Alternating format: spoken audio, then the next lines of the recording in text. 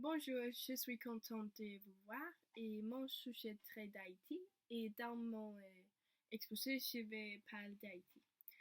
D'abord, je voudrais parler de mon disposition et d'abord, je vais parler des faits, par exemple, la langue en Haïti et ensuite, je vais parler de l'histoire, par exemple, où travaillent les esclaves et finalement, je vais parler des systèmes éducatifs en Haïti car je pense que c'est très intéressant. À la première page, il est dit la capitale d'Haïti est Port-au-Prince et la capitale est située près de la mer des Caraïbes. Haïti est située dans la partie est-île d'Hispaniola qu'il partage avec la République dominicaine. En Haïti, il parle deux langues, française et créole, car ce sont ses habitants descendent des esclaves et le système politique est une république unitaire et le nombre d'habitants d'Haïti est 8,3 millions. Et en Haïti, il existe une culture très diversifiée et de nombreuses religions différentes, par exemple un mélange entre catholique et vaudou. Haïti a été victime de la colonisation par les Américains et les Européens et environ 70% de la population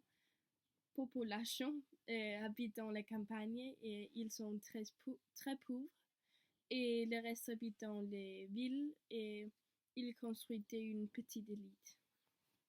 À la page 2, il est dit d'Haïti a été découvert par Christophe Colomb en 1972. Ce sont les premiers indigènes qui ont baptisé l'île Haïti parce qu'elle a la terre de haute montagne. Et l'île était divisée en deux, et la partie française Haïti et la partie espagnole de la République dominicaine. Et les Français ont importé des esclaves noirs pour travailler dans la plantation de canne à sucre. C'est à cette époque que les Slaves ont développé la langue créole. À la page 2 et 3, il est dit en 1791, les esclaves noirs commencent une révolte. Les esclaves noirs ont assigné plus de 1000 personnes et on saccage des magasins et maisons. Le commissaire Santroax a donc livré les esclaves à 29 août 1793 dans le nord et le 4 septembre dans le sud parce qu'il avait peur. À la page 3, il est dit les enfants vont à l'école primaire pendant 6 ans où ils apprennent le français et le créole. Un tiers des enfants en âge scolaire n'ont pas accès à l'école.